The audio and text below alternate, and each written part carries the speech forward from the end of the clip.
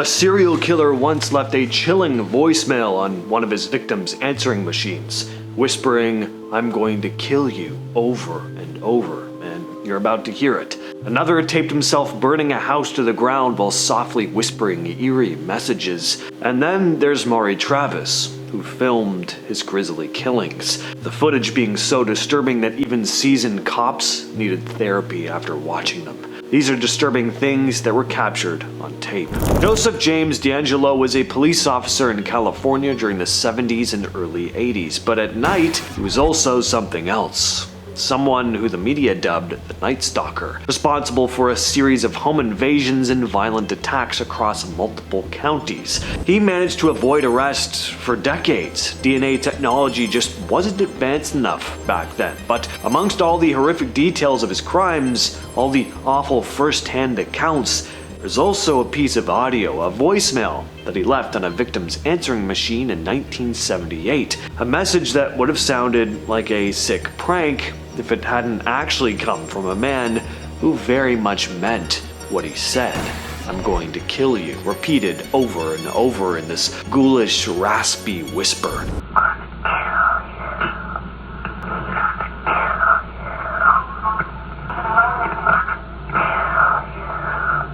That voicemail wasn't made public until many years later, but it perfectly shows how he terrorized victims beyond just the physical attacks. He took pleasure in psychologically toying with his victims. D'Angelo was finally caught in 2018, and this voicemail became part of the evidence used in court. On August 15, 1989, a man was driving with his family when their car overheated on the side of a road near Stockton, California. While Dad checked the damage, his wife and son stayed close by. After deciding to call for help, he and his son started walking toward the nearest phone. That's when his son spotted a camouflage jacket lying on the ground nearby. Curious, they checked the jacket out and found an unlabeled videotape tucked inside a pocket. They took the tape home and watched it, and what they saw was chilling. It was footage of a house on fire, with a creepy voice whispering things like, "I told you I'd do it, Omar." Look at the fire. This is my domain. My hell. The family handed the tape over to the police right away, convinced that the person filming was, of course, the same person who set the fire. Investigators also found a wooden pestle, a glove matching the jacket, and a ceramic skull near where the jacket was found. Despite enhancing the video frame by frame, police couldn't immediately identify the location. It wasn't until viewers recognized the burning house as a construction site in Redwood City, 80 miles away, that authorities were able to link the tape to the incident. Eventually, 2 teenagers were arrested. One admitted to starting the fire and recording the whole thing. Both were minors at the time. One went to juvenile hall, the other was committed to a mental hospital. Maury Travis was a serial killer from St. Louis. He took his own life in 2002 soon after being arrested. Police had found a torment chamber in his basement where he'd taken the lives of 12 women, though that number could be as high as 20. Police also found a collection of videotapes. He'd labeled them "Your Wedding Day." These tapes showed him subjecting the women to twisted games before eventually taking their lives. These videos were so graphic that the St. Louis police chief ordered every officer who'd seen the footage to get counseling afterward. That kind of tells you everything you need to know. Back in 1975, 2 rafters made a deadly mistake on a river in Binghamton, New York. They tried to float over a low-head dam, one of those sneaky drowning machines where the water just rolls back underneath and will trap anything unlucky enough to get caught in it. The rafters got stuck in the current and couldn't escape. The local fire department rushed in to save them, but things went horribly wrong. The rescue team themselves got trapped. The entire disaster was caught on camera. Multiple people died that day, showing just how dangerous low-head dams really are. The video became an important warning, though, used to educate people about the risks of these dams.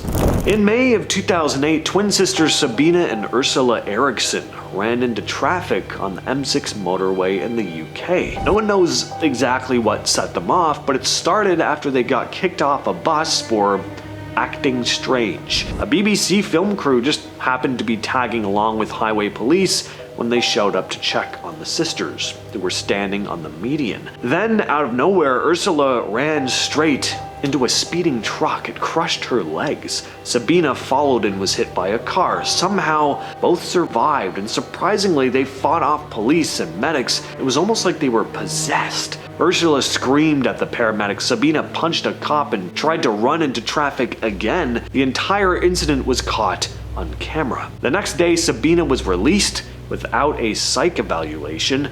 She wandered around, met a guy who offered to let her stay the night, and hours later, she took his life with a kitchen blade and ran off, smashing herself with a hammer and then jumping off a 40-foot bridge. She lived. Sabina was eventually arrested, though, diagnosed with shared psychosis and sentenced to 5 years for manslaughter. Ursula disappeared back to the US. Somewhere over Jeddah, Saudi Arabia, during a thunderstorm, someone filmed what looked like a horse flying through the sky. Yes, a horse flying. The video is dark, but you can make out this shape floating in the sky between the flashes of lightning. It looks like it's got legs, maybe even wings. It's very apocalyptic. Naturally, the internet lost its mind. Some said it was the mythical Burak, a flying creature from Islamic tradition. Others claimed that it was one of the 4 horsemen of the apocalypse, but maybe it was just a horse-shaped balloon. I don't know. In 2007, 2 19-year-olds from Ukraine, Viktor Sayenko and Igor Sapriniuk, decided to go on what can only be described as a killing spree. Over the course of a few weeks, they took the lives of 21 people, and they filmed some of it.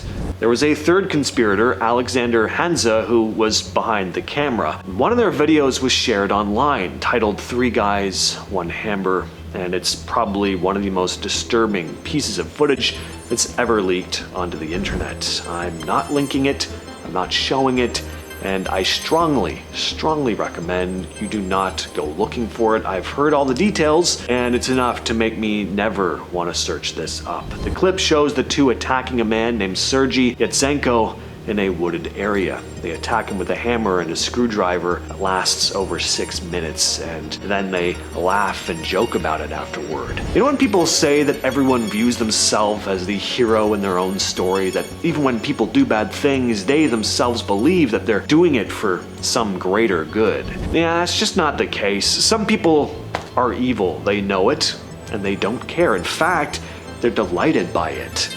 That's definitely the case with these 3. There were photos on their phones of them attending some of their victims' funerals and giving the finger to the coffins. They're just irredeemable. Eventually, they were caught and tried. Both received life in prison. Cameraman only did about 9 years. He's out of prison now and he has a family. Really aggravating. Timothy Treadwell was a self-proclaimed bear enthusiast and documentary filmmaker who spent 13 summers living among grizzly bears in Alaska's Katmai National Park. He thought he understood them. He believed he had this connection with the bears. In October of 2003, during his last trip, Treadwell and his girlfriend Amy were attacked and killed by a grizzly. What makes this case even more disturbing is that the audio of their deaths was accidentally captured on Treadwell's video camera. The lens cap was on, so there are no visuals, but the audio caught everything. It hasn't been released publicly, but it was captured, and those who have heard it have said it's the most unsettling thing they've ever heard. You hear the sounds of the bear attacking, Treadwell screaming to Amy that he's being killed, and eventually her screams too. Park rangers found the camera at the scene. Werner Herzog, who directed the documentary Grizzly Man, listened to the tape privately. In the film, there's a moment where he's visibly disturbed, telling the owner of the tape that she should never listen to it. Actually, he tells her that she should just destroy it. Ricardo Lopez was a 21-year-old man living in Hollywood, Florida. He spent most of his time in isolation. Over time, he developed this unhealthy obsession with the Icelandic singer Björk. What started as admiration turned into a full-blown fixation. He began writing in a diary that eventually totaled over 800 pages, detailing his fantasies, his anger, and growing frustration over her personal life, especially when he learned she was in a relationship with another musician, Goldie. Lopez started to spiral, filming video diaries 18 hours worth, where you can actually see his mental state decline as it goes on.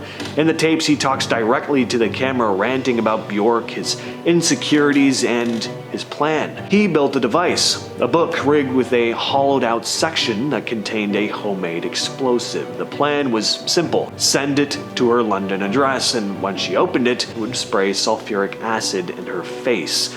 On September 12, 1996, he mailed the package and returned home to film one final tape. In it, he painted his face red and green, shaved his head, and played Bjork's music in the background, and took his own life on camera, believing that he would meet Bjork in heaven. His body was found 4 days later, and police contacted Scotland Yard, who intercepted his package before it ever reached the singer.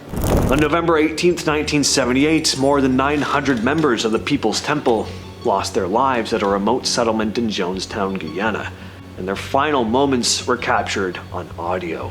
Known as the Death Tape, the 45-minute audio captures cult leader Jim Jones speaking to his followers during their final moments, urging everyone to take what he calls a peaceful solution, telling parents to give the deadly mixture to their children first. In the background, there's crying, confusion, and this rising panic. Some people try to speak up, but Jones talks over them, insisting this is the only way out. So they'll pay for this. They brought this upon us, and they'll pay for that. I leave that destiny to them. It is gut-wrenching, to say the least. You slowly listen as the crowd gets quieter and quieter until there's just silence. I couldn't sit through it all, nor do I want to. The tape was later recovered by authorities and remains one of the most disturbing audio recordings ever made. I've been your host, James. I'll catch you, yes, you specifically, in the next video.